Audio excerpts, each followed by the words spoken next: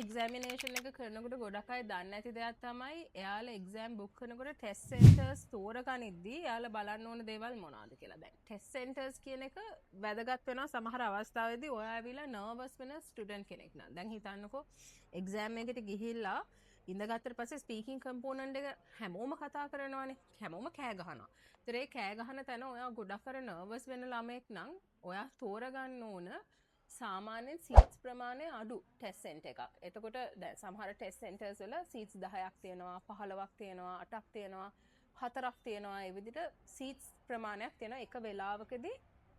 ඒ කියන එකේදී ළමයි 4යි නැත්නම් ළමයි 10යි.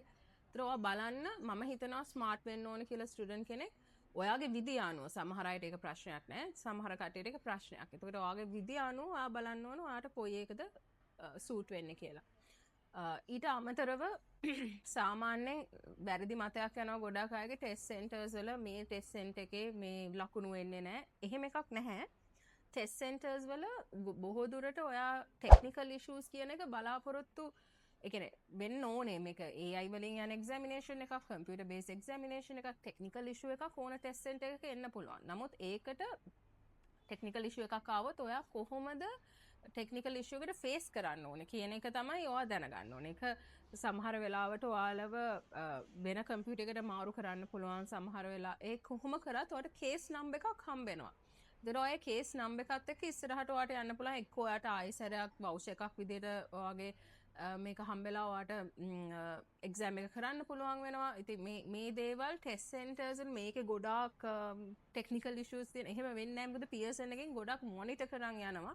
හැබැයි ටෙක්නිකල් ඉෂුස් හැම ටෙස්ට් සෙන්ටර් එකම එන්න පුළුවන්. එන්න බෑ කියන්න බෑ. ඊට අමතරව ඔයාලා බලන්න ඕනේ එයාලා ගාව තියෙන හෙඩ්සෙට්ස් කන් දෙකට පොඩ්ඩක් හොඳට අලුත් ඒවා තියෙනවා නම් හොඳයි. ඉතින් මොකද ඒක සමහර ඒවායි මෙහෙම හෙඩ්සෙට් එක කනින් අල්ලගෙන කරන්න වෙන අවස්ථා තියෙනවා. අතින් අල්ලගෙන කන් දෙකට තද කරගෙන. ඉතින් එහෙම වෙන්නේ නැතුව තියෙන ටෙස්ට් සෙන්ටර්ස් ගන්න එක වාසි ඉතින්.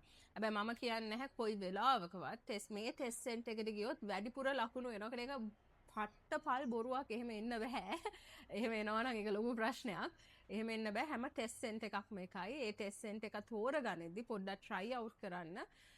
සීට්ස් ප්‍රමාණය මත ඒ කියන්නේ ඔයාලා නර්වස් ස්ටුඩන්ට් කෙනෙක් නම් මොකද ස්පීකින් කම්පෝනන්ට් එකේ සමහර වෙලාවට ඔය 4 හිටියත් ඉතින්කෝ සීට්ස් 4ක් තියෙන ටෙස්ට් සෙන්ටර් එකක් කියලා ඒකේ සමහර වෙලාවට ඉතින් එක ළමෙක් එන හයියෙන් කෑ ගැහුවොත් ඒත් ඔයා නර්වස් වෙන්න පුළුවන්. නමුත් අර 4 දෙනෙක් විතරක් ඉන්නකොට සමහර ළමයිට ඒක සැනසීමක් වගේ දෙයක් මට දැනලා තියෙනවා. ඉතින් ඒක පොඩ්ඩක් ඒක චූස් කර ගන්නකොට හරියට බලන්න ඕනේ.